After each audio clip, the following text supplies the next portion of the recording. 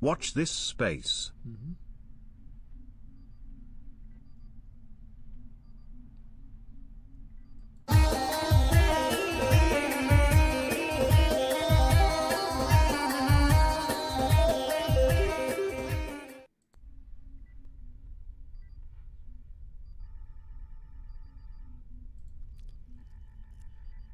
And from Press TV, Assad, war on Syria proved at West acts against own claims on democracy. Assad made the remark in an interview with Channel 1 Russia on Friday, saying the West attempts to transform other countries into subordinate states by portraying itself as an advocate of pro-democracy and pro-freedom movements. The war in Syria has proven that the West will not change and seeks to transform other countries into subordinate states that meet its conditions, even at the expense of the interests of the peoples, the Syrian president said. Freedom is a beautiful term, but this freedom could be that of a person to kill, destroy, and do everything bad, and democracy for the West is to be an agent and subservient to them. Assad said Western countries seek to transform smaller and weaker countries into vassal states to satisfy their needs even at the expense of the interests of these nations.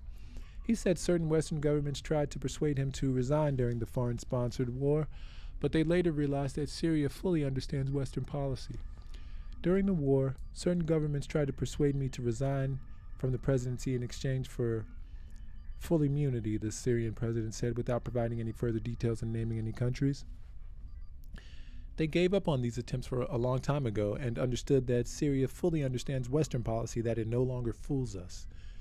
The U.S. and its allies invaded Syria in 2014 under the pretext of fighting Daesh. The Takfiri terrorist group had emerged as Washington was running out of excuses to extend its regional meddling or enlarge it in scale.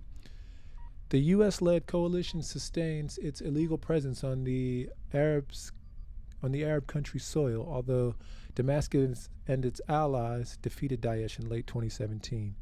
Damascus has repeatedly urged the UN Security Council to end the U.S.-led military presence in the country, saying that illegal U.S. deployments tantamount to occupation and aimed at plundering Syria's national resources. Former U.S. President Donald Trump admitted on several occasions that American forces were in the Arab country for its oil wealth.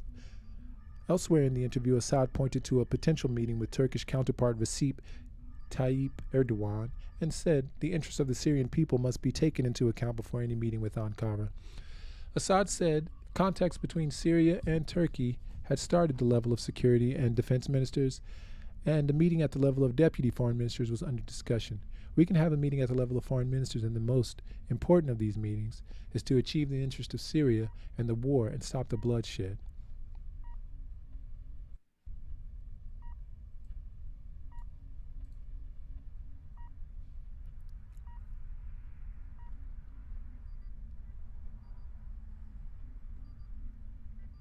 Turkey cut off its relations with Syria in March 2012, a year after the Arab country found itself in the grip of rampant and huge deadly violence waged by foreign-backed militants and terrorists, including those allied or those allegedly supported by Ankara.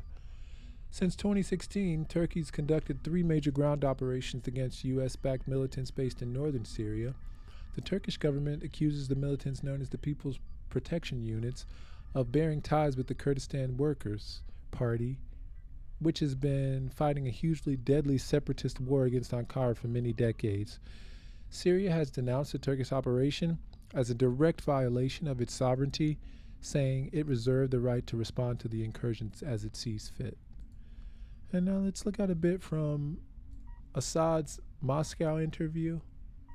الإرهابيين هي جيوش تعمل نيابة عن الغرب. Let me adjust the volume here.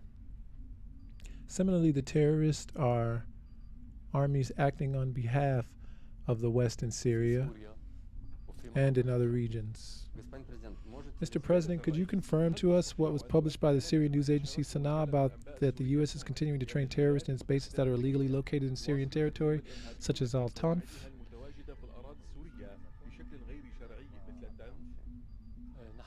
We're in direct confrontation with the terrorist groups that are positioned in the vicinity of Al-Tanf area. And of course, we know through these confrontations and from the people who were arrested where they came from. Al-Tanf is a whole camp of terrorists and has no other purpose. What does the U.S. benefit from its presence in the region in the heart of the desert? Interesting. Okay. ولكل شركة على حدة فكل مشروع سوف في هذه المرة اجتماع وهو اللقاء الأول بيني وبين الرئيس بوتين بعد. وما الجديد في العلاقات الروسية السورية؟ سياسي. اللجنة المشتركة كان مختلفا ركز بعد وإنجاح هذه المشروع.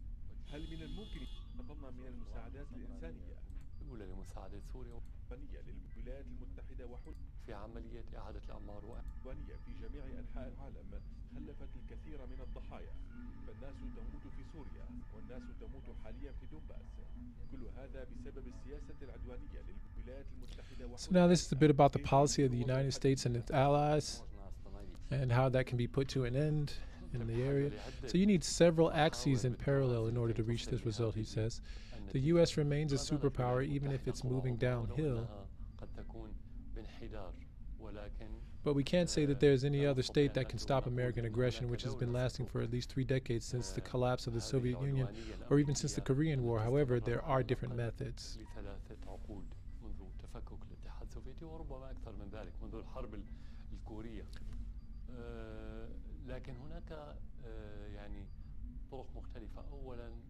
First, if we speak about political actions, a coalition between a number of countries is necessary. Russia and China have significant responsibilities in this regard. And there are BRICS countries, and there are other countries that started moving away from the United States and begun to distance themselves from the U.S. and lose faith in it, and they feel that the U.S. is a threat to world stability. And when we say the U.S., this means with it the Western Bloc in political terms on the one hand.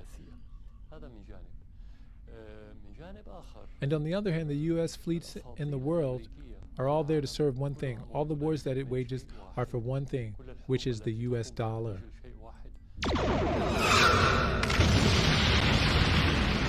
And therefore, when there's an economic alliance, there will be an alternative to the dollar for any country which wants that. Then the United States will not be able to control the fate of the economy of countries and peoples, and then there will be an end to these wars.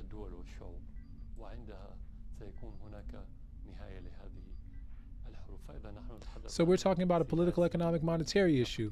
There are the BRICS countries, as I said, which are part of this alliance.